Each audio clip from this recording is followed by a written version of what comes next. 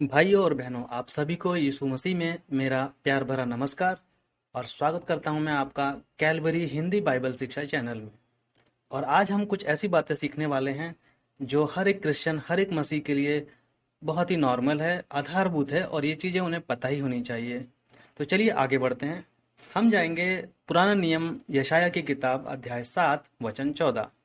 और यहाँ पर लिखा है, इस कारण प्रभु आप ही तुमको एक चिन्ह देगा। और सुनो, एक कुंवारी स्त्री गर्भवती होगी, पुत्र जनेगी और उसका नाम इमैनुअल रखेगी। तो यहाँ पर एक भविष्यवाणी हो रही है और ये भविष्यवाणी प्रभु यीशु मसीह के बारे में है। तो फिर ये भविष्यवाणी क्या पूरी हुई आगे जाके या नहीं हुई? तो इसके लिए हम आगे जाएंगे नए नियम में और हम देखेंगे मत्ती की किताब अध्याय 1 वचन 18। यहाँ पे लिखा है, यीशु मसीह का जन्म इस प्रकार हुआ, जब उसकी माता मरियम की यूसुफ के साथ सगाई हुई तो विवाह होने से पहले ही पता चला कि वह पवित्र आत्मा की शक्ति से गर्भवती है। तो पहली जो चीज़ है यहाँ पर, जो हर एक क्रिश्चियन, हर एक मसीह विश्वास करता है, जानता है और समझता है कि यीशु मसीह का जन्म जो है वो पवित्र आत्मा के द्वारा हुआ है और एक कुंवारी स्त्री से हुआ है। तो इससे ये बात कंफर्म हो जाती है कि जो यीशु मसीह हैं वो एक दिव्य व्यक्ति, यानी कि स्वयं पवित्र आत्मा के द्वारा ही उनका जो है जन्म हुआ है और वही कुंवारी स्त्री के द्वारा हुआ है। दूसरी चीज जो सब मानते हैं, और उसके लिए हम जाएंगे लूका के अध्याय 23 वचन 44 से 46।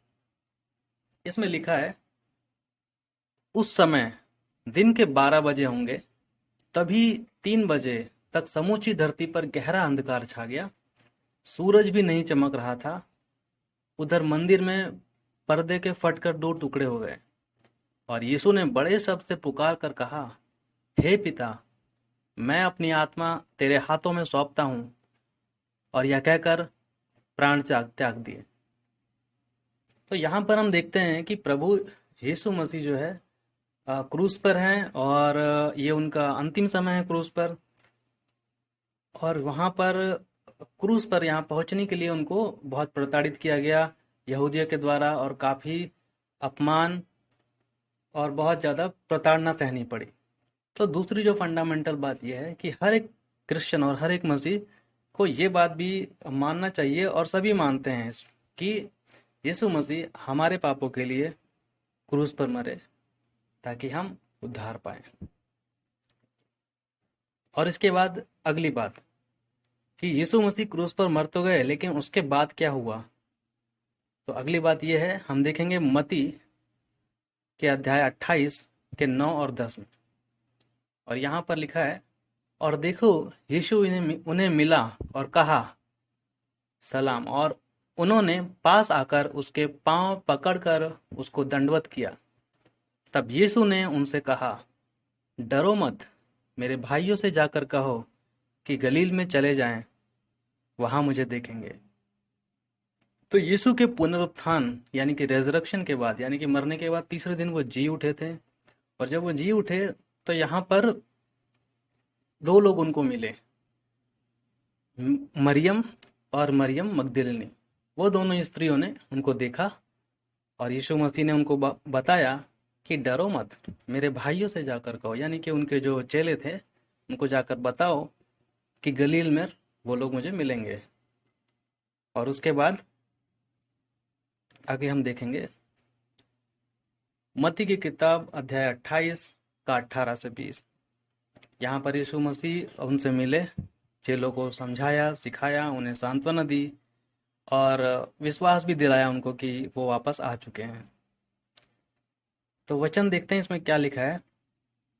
इसमें लिखा है, यीशु ने उनके पास आकर कहा कि स्वर्ग और पृथ्वी का सारा अधिकार मुझे दिया गया है, इसलिए तुम जाकर सब जातियों के लोगों को चेला बनाओ और उन्हें पिता और पुत्र और पवित्र आत्मा के नाम से बपतिस्मा दो, और उन्हें सब बातें जो मैंने तुम्हें आज्ञा दी है मानना सिखाओ, और देखो, मैं जगत के अंत तक सदैव तुम्हारे संग हूँ। तो भाई और बहनों, इसमें इस पूरे व्याख्यान में हमने क्या सीखा? पहली चीज कि यीशु मसीह का जन्म कुंवारी स्त्री से हुआ। दूसरी चीज, यीशु मसीह क्रूस पर मरे हम सबके पापों के लिए, और तीसरे दिन जी भी उठे, और जो वो जिंदा हुए वो शरीर के साथ ही जिंदा हुए। ठीक है। अगली बात कि यीशु मसीह ने जाने से पहले अपने चेलों को कुछ बातें समझाई, कुछ आज्ञाएं दी, जो हम सभी को मानना चाहिए और कोशिश करनी चाहिए कि हम उसे पूरा करें। तो क्या है वो? तो उन्होंने कहा है कि सब जातियों के लोगों को जाकर चेला बनाओ। मतलब क्या है इसका? मतलब ये है कि आप जहां भी मिलते हैं, जिससे भी, या जो भी इंटरेस्टेड है, जो भी चाहता है प्रभु के बारे में जानना, हमें उनको जरूर सुसमाचार प्रचार करना चाहिए। अगली बात कि उन्हें पिता और पुत्र और पवित्र आत्मा के नाम से बपतिस्मा दो। अगर वो आगे बढ़ना चाहते हैं मसीह में और उनको लगता है कि यीशु ही उनका उद्धार करता है, तो उन्हें बपतिस्मा देना चाहिए। इसके बारे में, बपतिस्मा क्या है, इसके बारे में पूरी एक मैं अलग से एक सीरीज बनाऊंगा आगे, और उसमें मैं इसके बारे में बहुत अच्छे तरीके से समझाऊंगा।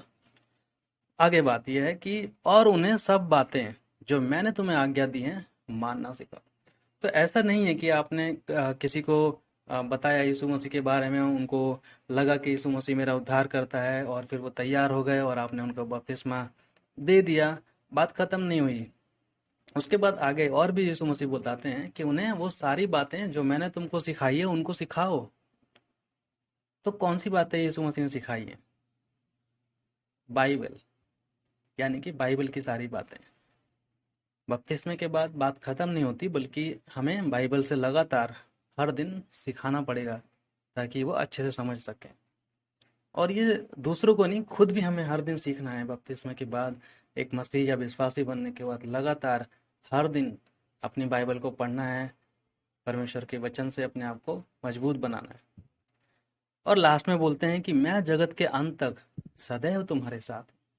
तो ये बहुत ही बड़ी बात है। उम्मीद, आशा और होप जो होती है वो ये है कि यीशु मसीह हमारे साथ हमेशा है। ऐसा नहीं कि वो चले गए और हम अकेले पड़े, नहीं, वो हमेशा हर पल हमारे साथ ही है।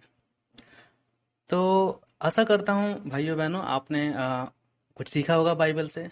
आने वाले भी टाइम में मैं और भी वीडियो लेके आता रहूँगा बाइबल के बारे में, बाइबल की अलग अलग शिक्षाओं के बारे में। यीशु मसीह कौन है, यीशु मसीह की शिक्षाएं क्या हैं, बपतिस्मा क्या है, चेले होने का मतलब क्या है, पवित्र आत्मा क्या है परमेश्वर का वचन, और इस तरह के बहुत सारे टॉपिक पर, बहुत सारे विषयों पर मैं वीडियो लाता रहूँगा। तब तक के लिए प्रार्थना करते रहिए। परमेश्वर की महिमा हो।